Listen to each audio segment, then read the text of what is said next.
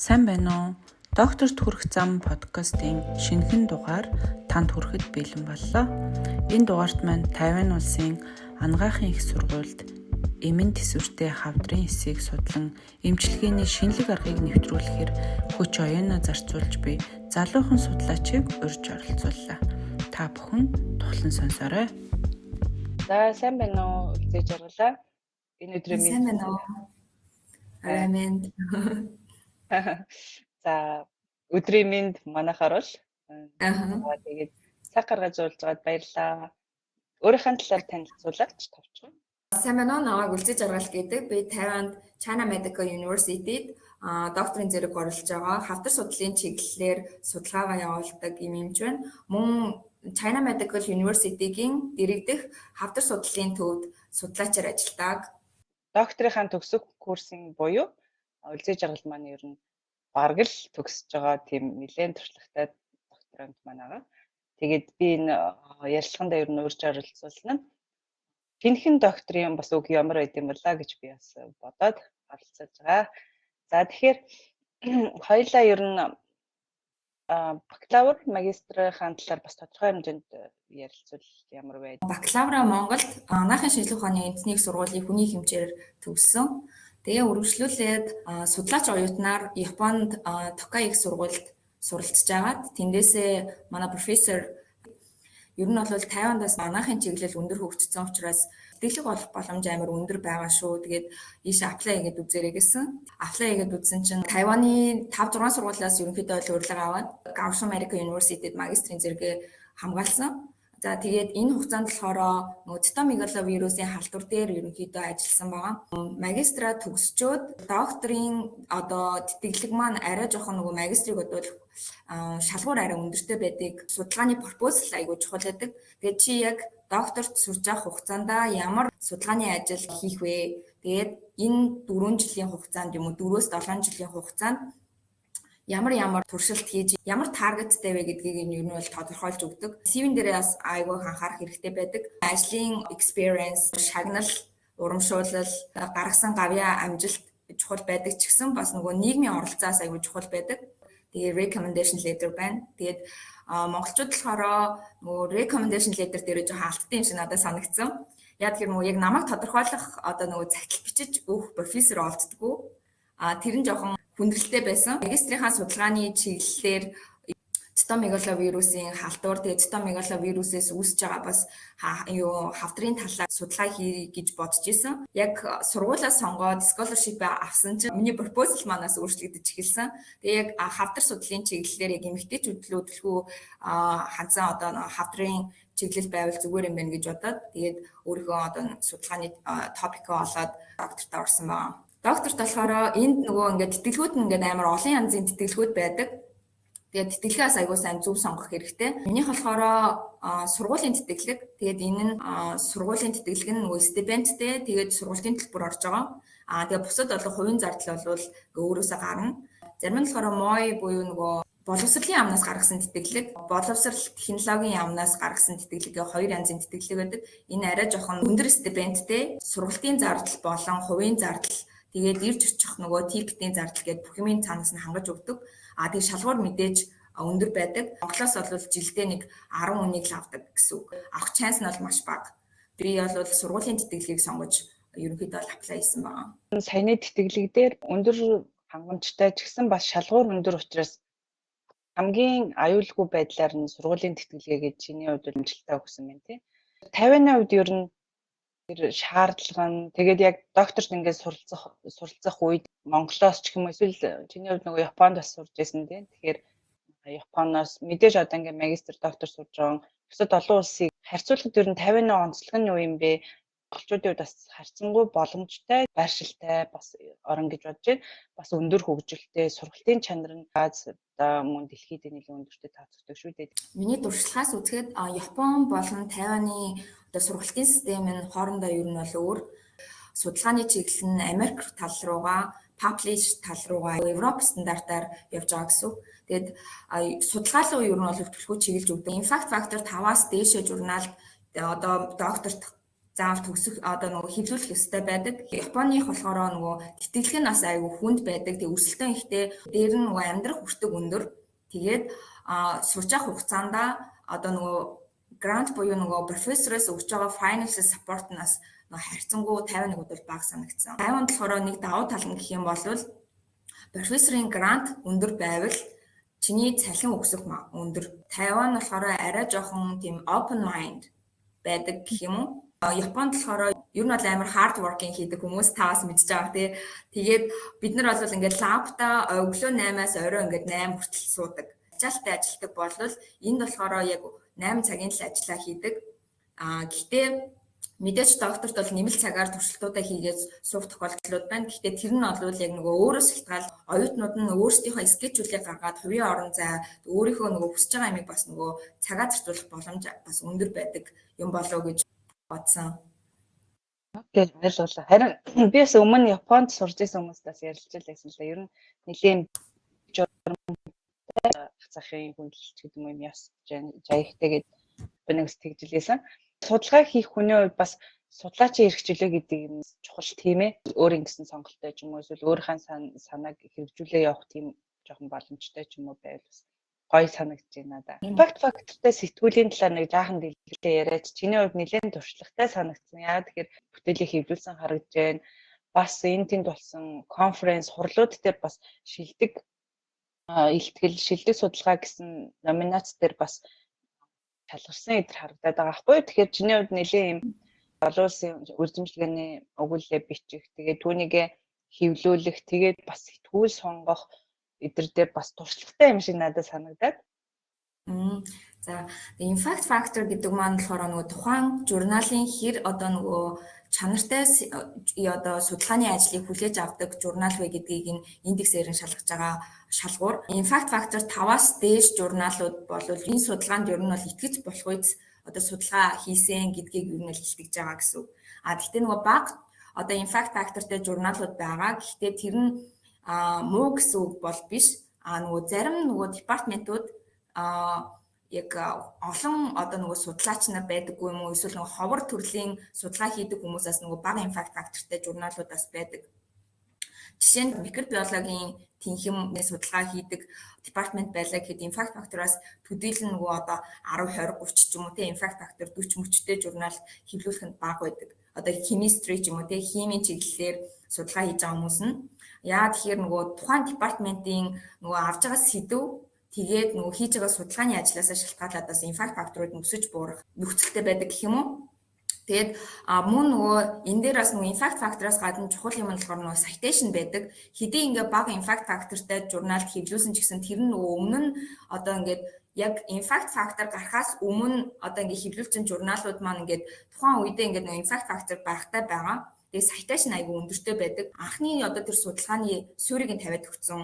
Тэгээ тэнцэнээс хүмүүс ингээд айгүй citation аваад, ишлэл аваад хийж байгаа тийм судалгаанууд байгаа. Тэгээд энээс айгүй сайн харах хэрэгтэй. Хэрвээ одоо ингээд судалгаагаа хийгээд одоо өөрийнхөө судалгаандаа ямар citation яаж авах вэ? Тэгээ ямар impact factorтэй журналуудыг сонгох вэ? Чиний судалгааны чинь үр дүн яг ямар байна? Тэрнээсээ бас шалтгаалж нөгөө судалгааныхаа нөгөө пепераас сонгоно. Тэгээд impact factor өндөртэй журналд хэвлүүлье гэх юм бол мэдээж айгүй өндөр шалгууртай. Яагаад тэгэхээр хүн дээр тэгээд нөгөө амтан дээр хийдэг судалгаа учраас тэрүүгээрээ бас анаахын чиглэл ер нь бол нөгөө impact factor ер нь бол айгүй нэлээд чухал талдаа ордог. Impact factor өндөртэй журналд хэвлүүлээд ганцхан нөгөө судлаачаас шалтгааллахгүй багийн нөгөө хүч хөдөлмөр айгүй чухал. Одоо жишээ нь би ингээд одоо биологи талдаа юм уу те хавдар клиник талдаа судалгаа хийлээ гэхэд лабораторийн нэг хэсгийг хариуцсан хүмүүс байна. Лабораторийн одоо үр дүнг гаргаж ирээд анализ хийж байгаа нэг хэсэг хүн байна. Өндөр технологийн аргаар эсвэл нөгөө deep learning-ийн аргаар combination result гаргаж ирж байгаа тиймүүдээс хамтарч ажиллана гэсэн. Чиний ярианд ховч дурддагсан нөгөө recommendation letter гэдэг анх нөгөө доктор дэлгэхэд хэрэг болдог тий. Тэгээд би чиний ярианд дундаас бас яг ойлгочихлаа л да. Монголын боловсролын соёл гэх юм уу их сургуулийн соёл нь өөрөө ийм онцлогтой. Тэгээд багш нар маань харьцангуй нөгөө оюутнуудаа recommendation letter өгөх тийм соёл жоохон бага муутай одоогоор тий. Тэгээд Нэг багш би ч гэсэн яг тэрэндээ тулгарч ирсэн. Тэгээд багш нараас одоо өөрөө удирдахч багш нараас эдэр ингээ ухаар англиар бичиж өгөх нь ховор ч юм уу эсвэл зарим нь яг амар хим нэхэд байгаа юм шиг нэг тийм сэтгэлдэлтэй багш нар ч бас байдаг. Academic culture-ийн хувьд хэмээн багш хүн, профессор хүмүүсүүд байх ёстой нэг task нь одоо үүрэг нь гэх юм ажил юм билээ шүү дээ. Тэгээд recommendation leader хийж байгаа багшийн чинь нөгөө position амар чухал. Одоо high positionтэй хүн чамааг review хийгээд тодтох загтал бичиж гин гэдэг чинь одоо нөгөө review хийж байгаа хүмүүс маань өндөр сэтгэл авна гэсэн үг. Тэгэхээр манай Монголд тэр нь жоох ингээ асуудалтай. Тэгээд ямар recommendation leader яг стандарт байдیں۔ Яг тэрийг ер нь бол сайн мэдэж авсан. Тэгээд тэрэн дээрээсээ үндэслээд recommendation leader-уудаа багш нар руугаа явуулаад орчуулгын товчоогоор ингэж орчуулад тэр ингээ монголоор орчуулуулад тэгээд багштай үзүүлээд тэгээ гарын үсэг аваад явж исэн. Тэгээд энэ дээр бас нэлээд хөөрхөн хүчин чармал шаардна. Тэгэхээр хоёулаа энэ подкастаараа дамжуулаад миний зөвөр нэг урайлмар зүйл маань болохоор манай их сургуулийн багш нар маань энэ recommendation letter өгдөг соёлоо хөгжүүлээч л гэж хэлмээр байна. Таас яаж recommendation letter авсан бэ? Яг миний бодоход бас яг тийм ингээд ерөөсөө шууд бичиж өгдөг хүн ерөөсөө таараагүй. Тэгээд чи өөрөө биччихээ тэр тэгээд 19 зурхал бэлэн болгоол аваад тэр гэдэг. Тэр хүн намайг харах үнцгөөр би өөрийгөө бодох үнцгш шал өөр штэ тий. Тэгэхээр яг хүн дээр би одоо зарчмын хувьд л ерөөсөө миний зарчим ерөөс нийцэхгүйсэн. Гэхдээ одоо яах вэ тэгэл тэр захааг тэр хүн профессороос авахын тулд ялцчихгүй битэл үзүүлэл тэгэл гар үсэг авч ирсэн л та. Ер нь яг энэ бол баг нэлээд олон хүн тулгардаг асуудал. Тэгэхээр манай профессорууд бас энэ тал дээр хөгжиж байгаа гэж бодож байна. Ягаад гэхээр айгүйх олон улсын судлаач нар их сургууль багшилж ирж байгаа учраас энэ соёлд өгж байгаа. Яг эхлээд мэдээж пропоз хамгийн анхны докторийн ажлын судалгаа хийх санал чинь яг эхний ээлжинд бол чи өөрийнхөө бодож байгаагаар өөрийнхөө төлөвлөж байгаагаар ороод ирж байгаа. Тэнгүүтээ явцын дунд янз бүрийн хүчин зүйлээс шалтгаалаад сэдв өөрчлөгдөх тохиолдол зөндөө байдаг. Гэхдээ л мэдээж чиний эхлээд ажилласан тэр суурь бол амар хэрэг болдог шүү, маш их хэрэг болдог шүү дээ. Нөгөө пропозал бичихтэй бодож исэн тэр судалгааны асуулт одоо таамаглал тэгэл үндсэн суурь судалгааны томьёоллууд гэл ингээд. Тэгэхээр тэр сэдв өөрчлөгдсөн талаар тэгээ сэдвээ яаж сонгосон бэ? Яг сэдв сонгох процесс чинь хэр хугацаа зарцуулав? Тэгэхээр энэ 4 жилийн хугацааны хэдвэр жилд нь ер нь сэдвээ илүү сайн ингээд тодорхойлоод яг ингээд шулуун замдаа орсон бэ? Наасаа яг докторт орчоод эхний 3 сар сэдвээ сонгоод ерөнхийдөө жигдэрсэн. Профессорын сонголт бол айгүй чухал байдаг. Тэгээ профессороо сайн сонгох юм бол судалгааны чинь ажлын топик нь бол ерөнхийдөө бол тодорхой болоод эхэлдэг. Профессороо зөв сонгуул нөгөө ер нь бол топик сонгох 90%, 80% нь болно л гэсэн. Сургуулийнхаа вебсайт руу ороод, профессоруудынхаа профайл руу н ороод ямар пейперүүд хэвлсэн, ямар грантн дээр ажиллаж байгаа, одоо ямар санхүүжилттэй байгаа юм, хэдэн оюутан одоо докторийн оюутан авах гранттай байгаа юм тий. Тэгээ хэдэн постдок ажиллаж байгаа, хэдэн оюутнууд төгсгсөн ингээд бүх мэдээллүүд нь харагдчихэйдэг. Нэг бүрчлэн орж хараад өөрийнхөө сонирхож байгаа чиглэлээр имэйл бичээд профессоруудтайгаа нэг бүрчлэн уулзаж үзсэн. Өөрийнхөө нөхцөл байдлыг ер нь бол сайн тайлбарлаж, анханасаа тайлбарлаж өгнө гэсэн. Манайхан та гаргаж байгаа юмнуудаас харагддаг. Тэгээд хитрхи өндөр сэтгэл төрүүлждэг профессортойгоо уулзаж байхдаа тэр бол цаашдын одоо нөгөө ингээ харилцаанд high expect хийчихээр яг тэрэндээ хүрэхгүй байгаа болохоор бас нөгөө профессор тэгээд өөрийн чинь хооронд эвгүй харилцаа үүсчдэг. Тэгэхээр анханасаа яг нөгөө илэн далангуу яг хувь хүнээрээ хүлээн зөвшөөрүүлэх хэрэгтэй. Тэгхийн бол цаашдаа тэр хүн чинь чамайг хамгаална 4 жилийн хувьцад бүх маш их асуудлууд гарна. Энд чинь нөгөө богино хугацааны одоо project биш, урт хугацааны амар relationship байгаа байхгүй юу? Хамт зөвлөгөө өгч чиглүүлж байгаа team профессорыг ер нь бол сонгож авсан зүгээр. За ямар ч гэсэн би хавдрын чиглэл дээр эмчилгээний дээр л ажиллая. Одоо нөгөө drug resistant treatment дээр ер нь бол ажиллая гэсэн төлөвлөгөөтэй байгаа. Тэгвэл миний судалж байгаа сэдвтээ энэ хүний хийж байгаа ажил нь яаж тохирох юм гэдгийг ер нь бол харна гэсэн. Өөрийнхөө профессорыг сонгохдоо за ямар ч гэсэн би хавдрын чиглэл дээр ажиллана. Энэ хүн болохоор ийм nano particle-ийг хамт ингээ combination therapy хийгээд энэ хавдар дээр ажиллаж юм байна гэдгийг нь мэдэнгүүт надад ингээ амар сонирхолтой санагдаа. За энэ механизм чинь бас гоё юм байна. Би бас өөр шинэ скиллүүд бас сурах юм байна. Би болохоор ийм сэдв сонирхож байгаа. Энэ дээр хоёулаа ийм одоо combination therapy хийвэл ямар вэ? Танд би ингээд таны сэдвийг амар сонирхож байна. Удирдлагын дор докторийн хамгаалахыг хүсэж байна гэдэг нөгөө имэйлээ явуулна гэсэн. Профессор чи акцепт хийх юм бол хариулаад имэйл өгнө. Интервью хийгээд өөрийгөө танилцуулаад нөгөө багш чинь бас өөрийгөө танилцуулна. Миний хувьд нэг давуу тал нь байсан. Яа тэгэхээр нөгөө профессорууд маань намайг reach хийж ирсэн. Миний магистрийн судалгааны сэдэв бол нэлээд том сэдэв байсан. Тайваны микробиологийн нийгэмлэгээс гаргасан конференц центрт нэгдүгээр байр авч ирсэн Тайванда. Тэр нас айгүй давуу тал болоод тэр миний нөгөө судалгааны сэдэв бас сонирхолтой байсан юм байлээ. Анх докторт аплай хийхэд над руу нэг 7 профессор имэйл бичээд тэгээ би яг 7 профессороос нөгөө өөрөө сонгож нэг профессороо сонгосон. Тэгтээ яг 3 профессортай уулзаад тэгээд за ер нь бол энэ профессортай л би ер нь бол ажиллах юм байна гэдэг анх мэдрээ профессороо сонгож ирсэн. Багш нар маань өөртөө одоо чам руу хандж ийн гэдэг бол маш ховор тохиолдол доо ер нь 50-ны үед нөгөө хөтөлбөртэй анх аплай хийгээд дараа нь профессорудаа сонгод юм байна шүү дээ тийм үү?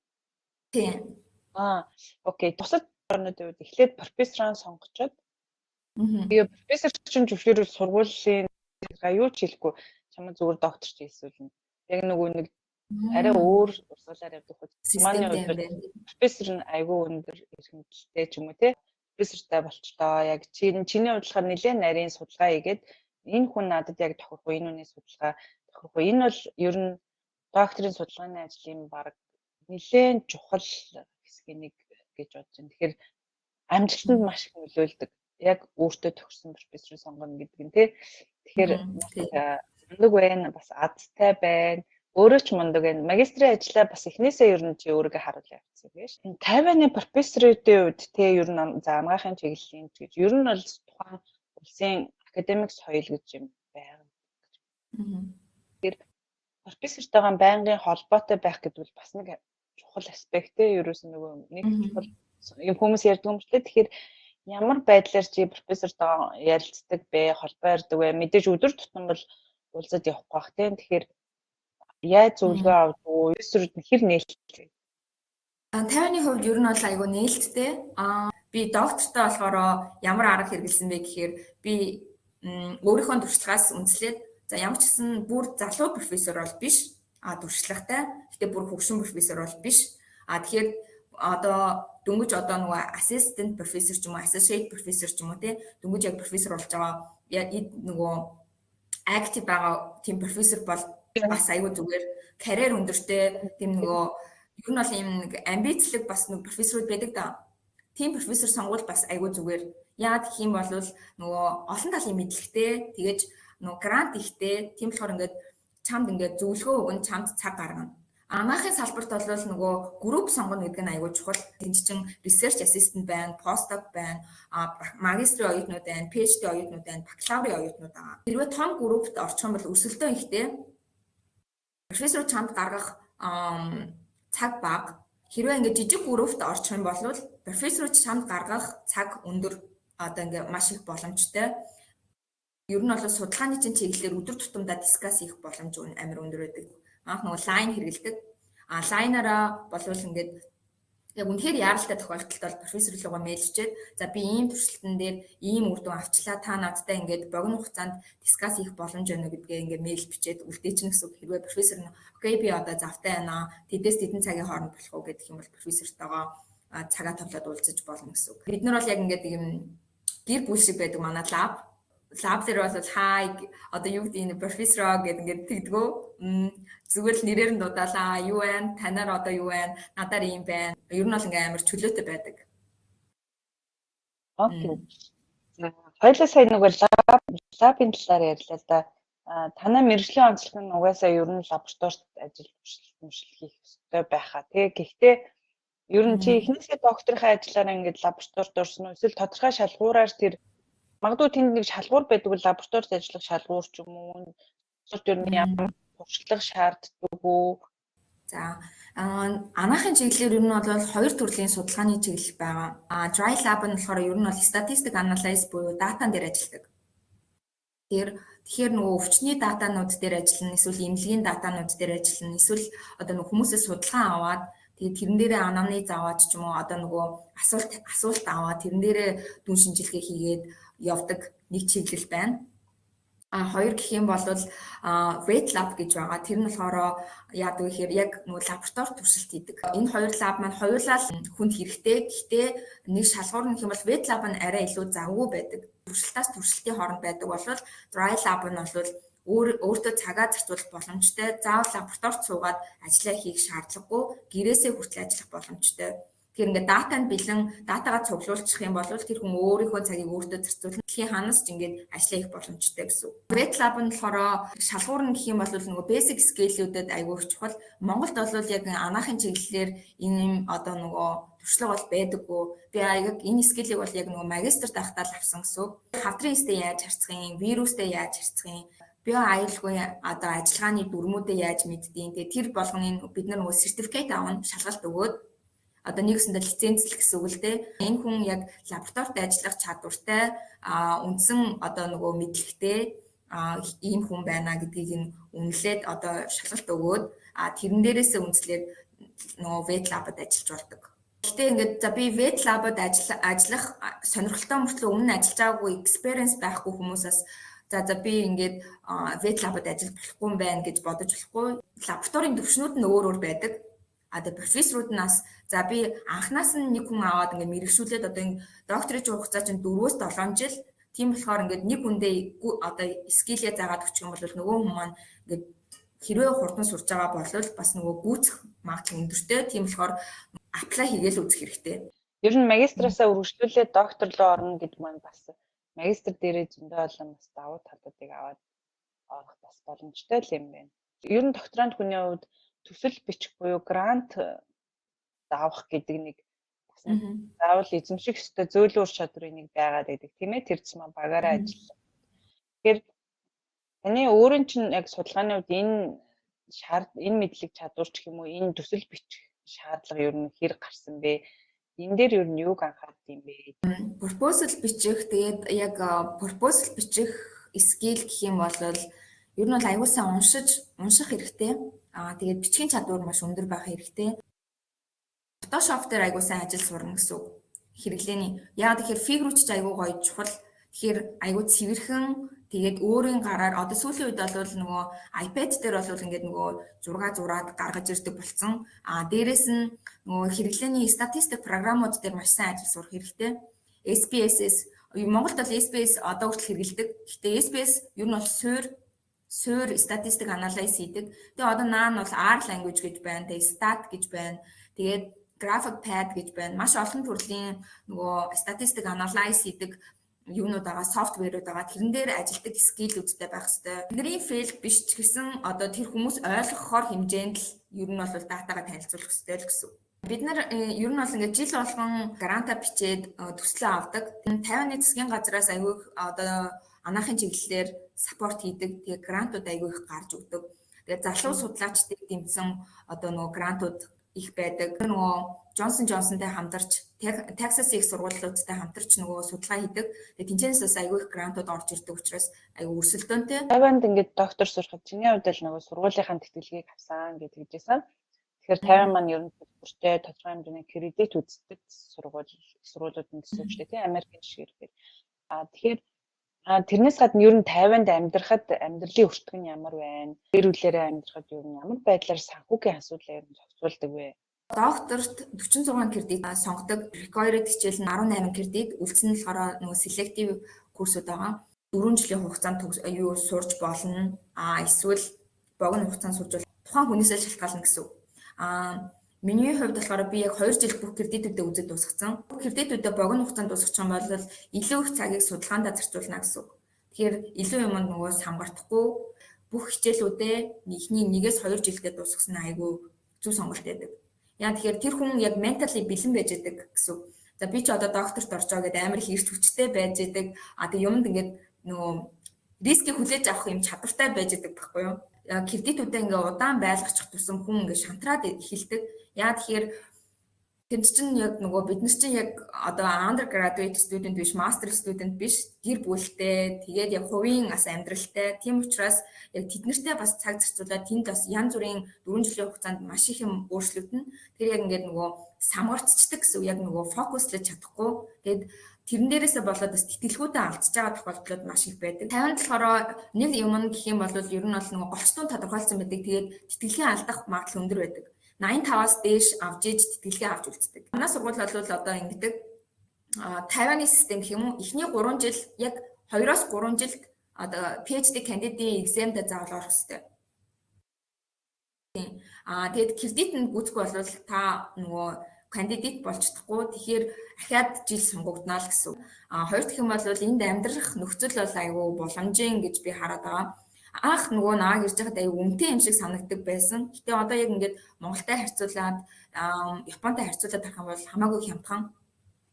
Эрүүл мэндийн даатгалын систем нь аюу өндөр хөгжсөн. Ер нь бол нэг 70-аас 80% эрүүл мэндийн даатгал хариуцдаг. Жишээ нь та эмнэлэгт очиж шүдээ үзүүлъя л гэж бодъё. Монгол мөнгөөр нэг 25,000 төгрөг төлөөд та бүрэн эмчилгээ хийлгэнэ л гэсэн. Үлдснийг нь ууснаа. Эмчийн үзлэг орж байгаа, бүх онцлогоонууд орж байгаа. Тэгээд имэн цаанаасаа тэгээд 25,000 төгрөг төлөөд үзлэгтээ орж байгаа. Тэгэхээр эрүүл мэндийн систем нь маш өндөр хөгжсөн орн. Амьдрах орчин нь айгу таатай, агаарын бохирдол багтай. Тэгээ хүмүүс нь их нөгөө polite, амар найрсаг улсууд, тусламжтай. Ер нь нөгөө Японыг колон байсан учраас ер нь Япон culture бас ер нь бол дагаад байгаа. Жимс ногоо, хоол хүнсний аюулгүй байдал айгу өндөр. Тийм болохоор энэ тэрэн дээр бол санаа зовох юм байхгүй. Хүүхдийн боловсролын систем ч гэсэн одоо хүүхдүүд сурахад бас аюул боломжтой байдаг. Тухайн улсынхаа одоо бид нар болохоор нөгөө гадаадууд учраас бидний хүүхдүүд төлбөрөө төлж сурдаг. Гэхдээ тэр нь бас зарим саппорт авах бас боломжтой. Яагаад тэгэхээр оюутан учраас тухайн дүүрэг юм уу одоо сургуулийг хариуцж байгаа гадаад харилцааны алба байгаа. Тэрэндээ өргөдлөө өгч юм бол бас нөгөө хүүхдийн сургуулийн төлбөрөөс хөнгөлөх юунууд бас боломжууд маш их байдаг. Доктор хийх хугацаанд одоо үнэлэгдэх гэж юм байдаг баха гэж бодож байна. Ямар ч ер нь нөгөө судалгааны баг, судалгааны салбар дунд ингээд мэдээж мэдлэгээрээ чадвараараа гэх тэр баг дотор бас тодорхой хэмжээнд үнэлэгддэг, удирдахч багштай үнэлэгдэх хэрэгтэй ч юм уу те нэг юм ихтгэл үүсгэх тэгээд ийм процессыг явуулдаг шүү дээ. Тэгэхээр судалгааны ажлыг чинь профессор ч хүлээн зөвшөөрж байгаа учраас одоо нэлээд энэ 4 жилдээ багтаад хамгаалж байгаа гэсэн үг гэж би ойлгож байна. Тэгэхээр үнэлэгдэх гэдэг тал дээр ч юм уу эсвэл энэ багтай хамтарч ажиллах те чи өөрийгөө хүмүүс таниулах гэдэг тал дээр ямар процесс явсан? Миний хувьд болохоор нэлээд хүчин чармаалт гаргасан. Эхний 2 жил би ер нь бол ингээд бүтэн нойртой хоноогүй. Одоо чи муу байна, чи сайн байна гэж хэлэхгүй. Гэхдээ нөгөө ингээд гаргаж байгаа амжилтаар нь гаргаж байгаа үр дүнгээс нь хүмүүс үнэлж эхэлдэг. Тэгээд миний хувьд гэх юм бол яг нөгөө basic skill байсан ч гэсэн анх ингээд докторт орохдоо өөр лабораториуд, өөр скиллүүд бас амар их байгаа. Тэгэхээр надад нөгөө шинэ скил сурах одоо шинэ одоо нөгөө төхөөрөмжлүүдтэй ажиллах нөхцөл байдал тулгархаар мэдээж энэ чинь миний нөгөө натив хэл биш. Тэгээд хоёр дахь хэлээрээ сурж байгаа гэсэн үг тий. Тэгээд тэр миний хувьд анх удаа үзэж байгаа тийм технологиуд шин одоо машинууд, шин одоо аппаратууд байгаа. Тэрийг ингээд сурах мэдээж цаг хугацаа хэрэгтэй. Тэгээд яг тэрэн дээр бол ингээд basic skill-үүд ингээд миний хувьд ингээд дутагдаад эхэлсэн. Тэгээ багш маань хэдий ингээд наа ингээд дэмжиж байгаа ч гэсэн ингээд би ингээд үр дүн авсан ч гэсэн миний үр дүнд ингээд сэтгэл ханамж муутай ингээд тэр ингээд илт ингээд мэдэгддэг. Одоо ингээд за чиний ингээд чи ингээд хичээж байгааг чинь бид нар мэдж байгаа. Гэхдээ чиний энэ хичээж байгаа чинь not enough байна. Эхний 2 жил бол яг лабораторитой үнэлэгдэж чадаагүй. Жишээ нь одоо ингээд нөгөө хавдрын эсийг үсгүрлөөд тэгээд тэр эсийгээ эмчлээд тэрэн дээрээсээ одоо жишээ нь ингээд үр дүн авдаг. Гэтэл яг тэрэн дээр би яг нөгөө тодорхой тэр хүмүүсийн хүсэж байгаа шиг үр дүн авч чадахгүй байсан. Тэгээд би яг яах вэ? Би бүр яг уналтанд ороод яг яах вэ гэд надад тэгж аахгүй. Чиний ингээд өдрийн 8 цаг ингээд лабда ингээд туршилт хийж байгаа чинь not enough байна. Чиний скил ингээд сайжрахгүй байна. Чи энэ дээр яг ямар improvement авч байгаа юм бэ? Гэж жоохон нөгөө зэмлэнгүү манай профессор надад ингээд хэлсэн. Тэгэл тэр үед яг ингээд толгой руу яг ингээл донг гэж орж байгаа юм чинь за би яг яах вэ? Би үнэлэгдэж чадахгүй бол би одоо ингээл бүтэн 2 жилийг энд ингээд үрчээд би одоо ингээ өөр сургууль руу ингээ явах юм уу? Эсвэл ингээ Монгол руугаа буцах юм уу? Тэ ингээд ер нь ингээл амар их юм бодож эхэлдэм байлаа. Цаг гарвал уншаал, завсар гарвал ингээл practice хийгээл хүн дээр биш нөгөө амтан дээр хагалгаанууд хийдэг. Эндхийн нөгөө хагалгааны өрөөнд баг Монголд байгаа хагалгааны өрөөнөөс гоё. Тим орчинд бид нэр туршилт хийдэг. Тэгээ би ингээл basic одоо нөгөө хагалгааны скиллүүдээ ч гэсэн сайжруулаад ингээл өдөр болгон ингээ мулиачтайгаа ингээл ноцолдоол тэгэл өдөр болгон л нөгөө practice хийсэн. Тэгээ тэрний хүчинд яг нэг 2 жилийн хугацаанд ерөнхийдөө бол тэгээд нөгөө профессор ер нь бол ингээд энд ингээд дугуйл ингээд байгаад гэдэг чи сайжирсан байна чи мундаг байна гэж хизээч хэлэхгүй тэгэл ингээд дугуй яваал гэдэг.